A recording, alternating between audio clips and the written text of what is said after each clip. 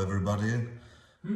My name is Filip Vostal. I'm a researcher at the Institute of Philosophy, Czech Academy of Sciences, and I've got something to tell you about my current project called Postcolonial Speeds and Acceleration in Early 21st Century Practices, Imaginaries and Materialities. It is abbreviated as SPEEDS 21.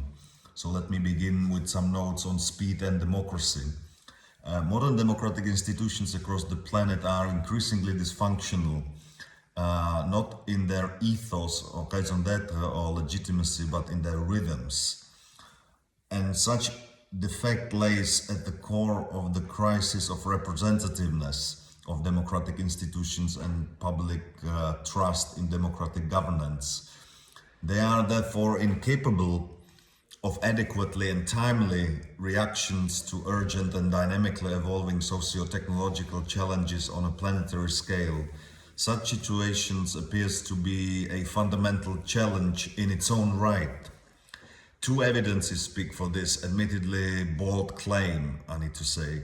First, the rise of populist nativist parties that are in large part resulting from disconnection with daily lives of citizens and inadequate reaction to global heating, or formerly known as warming, and the so-called Great Acceleration. The political imaginary underpinning the workings of democracy in urgent times need to be radically reinvigorated, re-energized, fed with fresh impulses and stimuli, must bypass the container of nation-state, perhaps along the lines of what Laclau and Mouffe suggest, i.e. the state of affairs is never fixed, stable, static, and there is always a rift or crack that might open up progressive possibilities of socio-political arrangements. The immediacy and urgency that more or less halted, frozen and paralyzed democratic institutions is a pressing issue. The widening gap between dynamic and intense of lives of individuals in contemporary modernity and reactivity, agility, resilience and capacity of modern institutions to address them. In a modern world where innovation is the keyword, it seems that democracy is somehow exempted or immune from perhaps resisting being innovated. Exceptions such as liquid democracy or the legative democracy are viable alternatives, but the projects do not offer enough temporal flexibility and resilience given the current state of affairs. While there is scholarship that both theorizes the temporal mismatch, often couched as defense of slow pace of democracy that is in conflict with fast tempo of capitalism, and even offer concrete steps for realization. Such projects they mostly remain unrealized or untranslated. One of the problems might be the scholarship has a tendency to purify democracy and democratic institutions as if they are homogeneous entities possessing almost sacred features. Admittedly, this interpretation might be acceptable only if social and planetary realities would have been different than they are. SPEEDS 21, the project that I'm trying to introduce you now, takes up some of the scholarship that advocates, as it were, depurification of democracy, namely democratic time, speeds and rhythms, and advances their closer connection to rhythms of socio-technological and environmental challenges. The project's fundamental assumption is that democratic institutions retaining its intrinsic values, namely the voices of demos, must respond to immediate challenges in much more agile and speedy manner. At the same time, they must accommodate the fact that the challenges that need to be resolved quickly are of planetary character. Hence, reinvigorated democracy must navigate the futures towards a habitable planet. Speed and acceleration have been investigated in the social sciences for quite some time, and the research project is grounded in the existing scholarship on this topic. From oftentimes controversial, yet still inspiring and influential intellectual margins of Virilio, for instance, the notion of speed and acceleration have gradually become serious and important concepts in the social sciences that has opened up a new perspectives on dynamics of capitalist modernity, as illustrated in the scholarship by, for instance, Hartmut Rosa or William Sherman or Simon Glessos or even Judy Weitzman or John Tomlinson. Several scholarly streams that position investigations of speed or interaction of different speeds of economic, technological, political, biological, cultural and legal character have emerged in the last 3 decades or so. Speed and acceleration in the social sciences and humanities is colloquially associated with Paul Virilli, already mentioned him, who, despite being slightly obscure and extravagant in his way of writing, must be credited for opening up the theme to scholarly scrutiny, namely with his book Speed and Politics, an essay on dromology, originally published in French in 1977. The major turn in theoretization of speed and acceleration comes with Hartmut Rosa, that I've already mentioned, and his work, namely with his concept of social acceleration, which ambitiously not only aims to reinterpret modernity with acceleration at its epicenter, but also reinvigorate the Frankfurt School of critical theory tradition with the fresh impetus, critique of temporal structures of modernity. Despite multiple differences, Rosa and Virilio have one thing in common. Their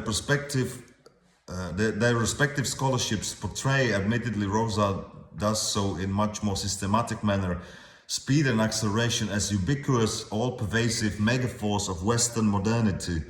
Nothing and nobody are spared, allegedly. This interpretation dominates the scholarship on acceleration. Many works are preoccupied with acceleration of pace of life in various segments of Western societies, essentially repeating what Rosa elaborated in highly sophisticated fashion. Rosa's scholarship has provoked what I have elsewhere called acceleration debate and the emergence of what Sharma calls speed theory. Several subsequent accounts, not surprisingly, robustly problematize such grand theorizing, especially the assumption that speed, couched as the experience of rush, haste, hurry, and time pressure, accounts for a universal evil, in a way, is simultaneously a universal, imaginary, caring, arch modern idea of social progress and human betterment, and affects the entire humanity as a whole. The emerging scholarship studies frictions among and between differently paced social, biological, political, and technological speeds. It has opened up new theoretical avenues, empirical directions in the social sciences by looking into particular, often in a very granular manner, social territories and arenas to find out that the experience of acceleration and its ramifications are unequally socially distributed. Another critical standpoint drawing on and at the same time criticizing Rosa maintains that various segments of society are characterized by dialectics of fast and slow rhythms rather than being subject to some homogeneous and singular accelerative pressures. When it comes to the experience of the pace of life, according to some scholars, nothing much has changed in the past few decades, except that, importantly, women are subjected to more pressure to accelerate both at work and home than men. One specific avenue of the acceleration debate gains on importance in the present conjuncture, the relationship between speed and democracy, as I've already mentioned. Several authors, such as Chesno, Scheuermann, Bob Jessop, and Henning Laux, advance a position where slower liberal democratic procedures are not compatible with faster capitalist dynamic and the overall process of social acceleration. Attesting to that is the recent work of Donald Mackenzie, who explores the phenomenon of high-frequency trading, its material and engineering infrastructure, and how it changes the operation of global capitalism. He notes that about half of all trading with various financial instruments on financial markets world over is now fully automated high-frequency trading, and then there is evidence that in the transmission signal, i.e. the transaction that takes place in the billions of seconds, such technologically and hence speed escapes any democratic accountability because it is simply too fast and also quickly evolving. It is an extreme example that illustrates the speed gap between technological advancement driven by profit motive and democratic deliberation, negotiation and consensus formation. Democracies worldwide are too slow to catch up not only with such technological developments and various surveillance and financial black boxes, as Frank Pascal would have said, but generally have failed to mediate and navigate speed of social life. Michael Soward offers a model of slow democracy and at the same time offers a particular design of such framework in a stepwise manner. And the current project, Speeds 21, aims to explore whether post-colonial technologies of acceleration might re-energize democratic procedures and that are obviously unable to appropriately react to complex socio-technological developments. Thus, nativist, populist and xenophobic movements gain momentum. This is a question of speed. The social contract between often 19th century paced processes of democratic procedures, accountability and prospects on the one hand, and material conditions of existence and their respective population is exhausted. As Michel Calon and his colleagues argue, acting in an uncertain world must be dynamic, agile, fast-driven, and associated with the local controversies and problems. The neo-vitalist scholars such as William Connolly and mainly Simon Glesser suggest that it is dangerous when societies and collectives become sealed off from the external social forces, from the hitherto unknown to them. Technologies of social media were in many cases appropriated by reactive illiberal populists such as Donald Trump, and thus strengthened the enclosure parochialism and introspective individualism. Post-colonial technologies, however, and techniques of governance, engineering and organization, it is expected, will comprise translatable 21st century solutions for reconstructing democracy and the political impasse democratic countries worldwide fell into as a result of double challenge: the impotence of democratic institutions to swiftly react to accelerating pace of socio-technological transformation and the intrinsic need to react promptly to the great acceleration.